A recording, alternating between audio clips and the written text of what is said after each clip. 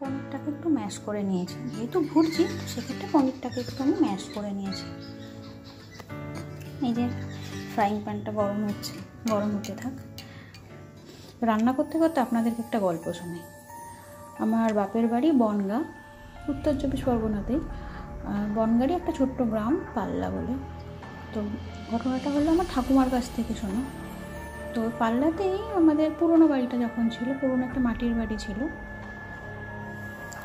মাটির বাড়িটাতে তখন আমি তখন খুবই ছোটো, আমি যখন 4-এ পরীক্ষা 3-তে কি 4-এ পড়ি, তখনই মাটির বাড়িটাকে পাল্টে আমাকে পাকা বাড়ি করেছিল, সেখানে আমরা থাকতাম। সেটার কথা আরও বেশি করে আমার মনে আছে, সেই গল্পটা আপনাদের যাই হোক বলি।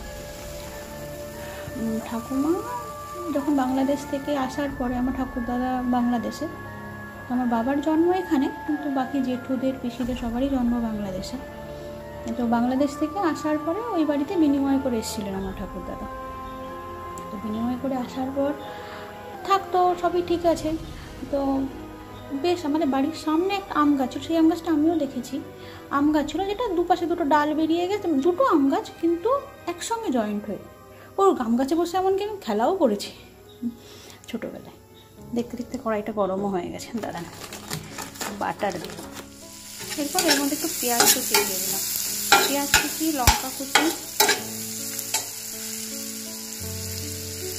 পেঁয়াজটা একটু ভাজা ভাজা হোক, একটু ভাজা ভাজা হলে তারপরে একটু টমেটো দিয়ে দেবো। বেশ বাটারের সঙ্গে রসুনটা মিশিয়ে কিন্তু গন্ধটা দারুণ বেরিয়েছে। তার সঙ্গে পেঁয়াজ, লঙ্কা, যেন একেবারে মনে হচ্ছে ঘুরে বেড়াচ্ছে তেলে, সবাই ডুবিয়ে ডুবিয়ে স্নানও করছে সবাই। আমি কখনো পনিরের ভুর্জি বানাইনি, আজকে প্রথম বানাচ্ছি। ইউটিউবের একটা ভিডিও দেখে বানাচ্ছি, দেখে খুব ভালো লেগেছিল। এর মধ্যে এবার পেঁয়াজ আর ক্যাপসিকামটা দিয়ে দিই। লাল, সবুজ, সাদা সবাই রঙ একসাথে মিশে গেছে।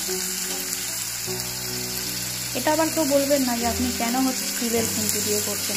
আমি হচ্ছে জুগাড়ু মহিলা, যেটা পাই সামনে সেটা দিয়ে কাজ চালিয়ে নিই, আর কি করবো, হাউস ওয়াইফদের যা কাজ। লঙ্কা, একটু লবণ দিয়েছি, একটু জিরে গুঁড়ো, একটু হলুদ গুঁড়ো দিয়ে একটু ভাজা ভাজা হবে। এবার পনিরগুলো দিয়ে দিয়েছি, পনিরটা দিয়ে একটু নাড়াচাড়া করে নামিয়ে নেব।